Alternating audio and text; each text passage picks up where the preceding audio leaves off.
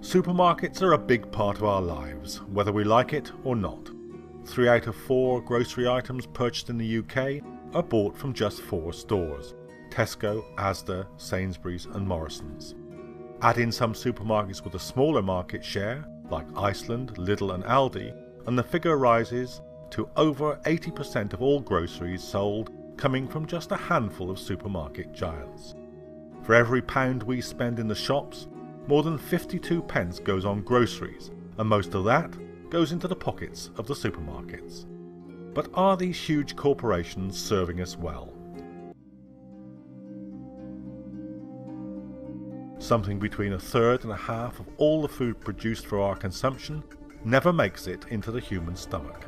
That includes 68% of bagged salad, 47% of bakery items, and 40% of apples. The big supermarkets claim this isn't their fault, that it's the customers and food producers who are to blame. But we found out that this is far from the whole truth. The European Commission seems to back up the supermarkets' claim that food waste is not their fault.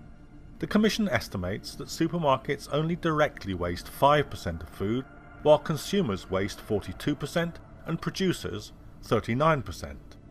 In fact, we do not know how much the supermarkets waste because they refuse to release the figures. The charity Oxfam has slammed food supermarkets' lack of transparency. Only Sainsbury's admits to wasting some 44,000 tonnes of food every year. But this is only part of the story. Closer analysis shows that supermarkets have developed ways to distribute what could become their food waste, such as excess stock, to other parts of the supply chain. This creates the impression that producers and consumers are more at fault. First of all, the very location of many supermarkets on the edge of town encourages consumers to buy more than they can consume. If you drive some distance and have a car boot to fill, perhaps on a fortnightly or monthly shop, the tendency is to purchase more than you need, and these groceries may well go off before you consume them. Secondly, discounted groceries and buy one get one free offers give the illusion of savings that may well simply end up as waste. Then the sell-by date is not as simple as it might first appear. Few customers notice the difference between best before and the sell-by date. Food is perfectly edible after its best before date, but much of it immediately ends up in the bin. And the dates themselves are usually chosen as early as possible by retailers keen to avoid legal action. Nearly 2/3 of customers didn't know the difference, according to a House of Lords report. Some 10% of the £10 billion worth of food thrown away is for this reason, even though it's good enough to eat. Sell-by dates are even shorter on imported food. Locally produced food would cost the supermarkets more, but its shelf life would be longer and better value for consumers. Then there's the end-of-the-day waste that could be given away or given to charity. Some retailers pour bleach or blue dye on their products, while others slap a not-for-human-consumption sticker on the food they discard. Over half of food waste is generated in this way and could be saved. But the market power that supermarkets use to push waste onto the consumer pales into insignificance in comparison to the way they treat farmers. Supermarkets have huge buying power. Even large farmers are small in comparison. Supermarket contracts with farmers lead to huge levels of waste. Take for instance the issue of so-called ugly fruit and veg. Experts calculate that the supermarket's obsession with presenting us with fruit and veg that looks good leads to some 30% of a farmer's crop being rejected by retailers. The misshapen produce is either left in the field to rot, sold off to be added to manufactured products such as soup, used in animal feed, or put into composting. Another 20% is wasted because farmers overproduced in order to ensure that they don't miss the strict production targets stipulated in their contracts with supermarkets. So the combined waste created by the supermarket's desire for perfect-looking products and by the use of strict production contracts can lead to as much as 50% of the producer's crop going to waste even before it gets off the farm. And as if this were not bad enough, supermarkets can cancel contracts with farmers at the last moment, leaving them with an entirely unsold crop, which often goes to waste. A House of Lords report on food waste highlighted the issue. It said, "It is clear that actions by retailers, such as the cancellation of orders of food that have already been grown, lead to food waste earlier in the supply chain. Yet again, waste caused by supermarkets is made to appear as if it's someone else's fault. Retail supermarkets are a classic case of what economists call oligopoly, meaning that a few giant firms are competing with each other for the same market. Of course, no one supermarket chain can be sure they will maintain their market share. They may be, and often are, ordering too much.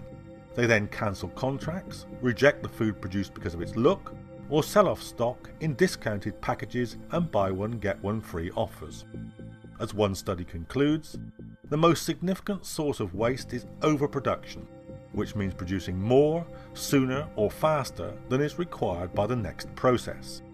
In a study of global retailers, Oxfam concluded the hundreds of brands lining supermarket shelves are predominantly owned by just 10 huge companies, and they have a combined revenue of more than $1 billion a day, whilst 1 in 8 people go to bed hungry every night.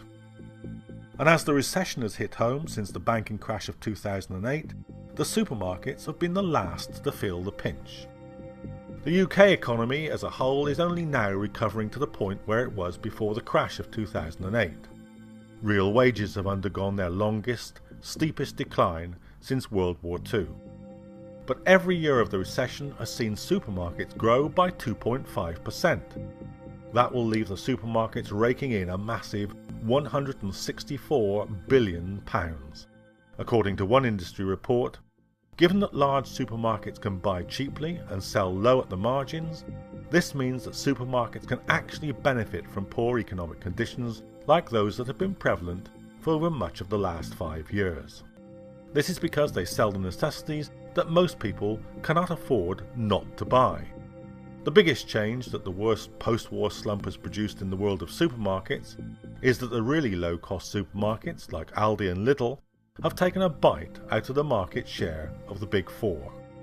In the middle of the recession, Aldi saw a 450% surge in profits.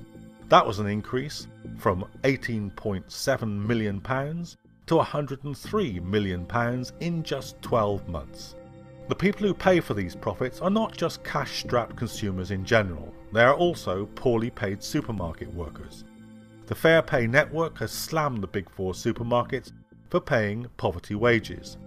Their report estimates that supermarket workers are paid just £6.83 an hour and that only 1 in 7 receives a living wage. The Greater London Authority has calculated that a London wage earner who earns less than about £7.25 an hour will be living in poverty even after benefits and tax credits are taken into account. And then there are the even worse paid agricultural workers. In the UK, average agricultural wages are barely above the national minimum wage, meaning that many agricultural workers will be earning well below the minimum. Worse still, it forces them to plough under or otherwise destroy millions of tons of perfectly edible food.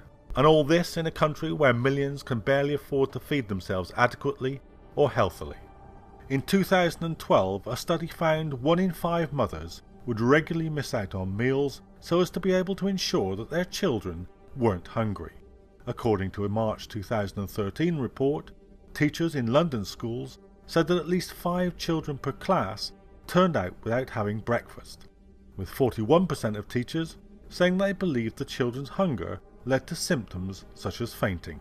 In 2012, some 200,000 Britons needed provisions from food banks, about double the number from 2011. For food sourced from abroad, the picture is worse still. The charity War on Want has revealed that workers in the tea industry in Kenya supplying UK supermarkets earn as little as 7 pence an hour.